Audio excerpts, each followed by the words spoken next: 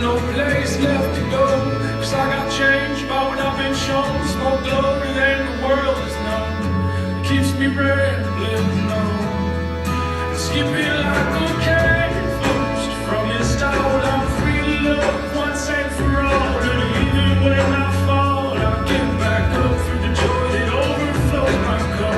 Heaven filled me with more than enough, broke down my levees and my bluffs, let the flood wash me. And one day when the sky rolls back on us, summer joy. So that month we took like a bus, like that was like from 3 hours to La Paz, like the Amazon basin. It was called Puerto Rico. And we lived in our tents. You can see in one of these photos that we lived in our tents for the month underneath like a little gym. And our whole job was to take rocks out of the river for the month and then build like pathways to this Christian camp that we were at.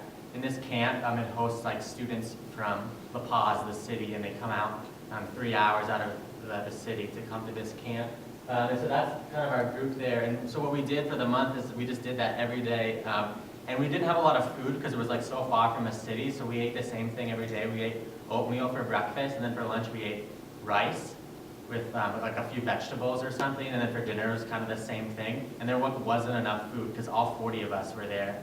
And so like after every meal you would just be hungry. Like you'd sit there and be like, that's all there is. And so like it developed like this crankiness among everyone after like a month of just doing that. We like lost a bunch of weight and everything, and you would just have to really learn just to like be patient and not like get frustrated with each other, because like that's all there was. And like the closest city, it was like an hour walk. And so sometimes like on a day off, we would walk there.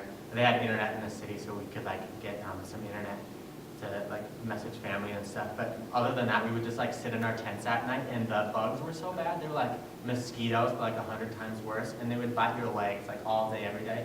That's why everyone was wearing like long sleeves and stuff, even though it was really warm. And so we just sit there and like itch all night, so you wouldn't sleep. And in the day you would take Benadryl while you were working and like be dozy, but it like itched that bad. Like I remember taking a lemon and like rubbing it on there, and it just burned, but it was like something to make it like feel better.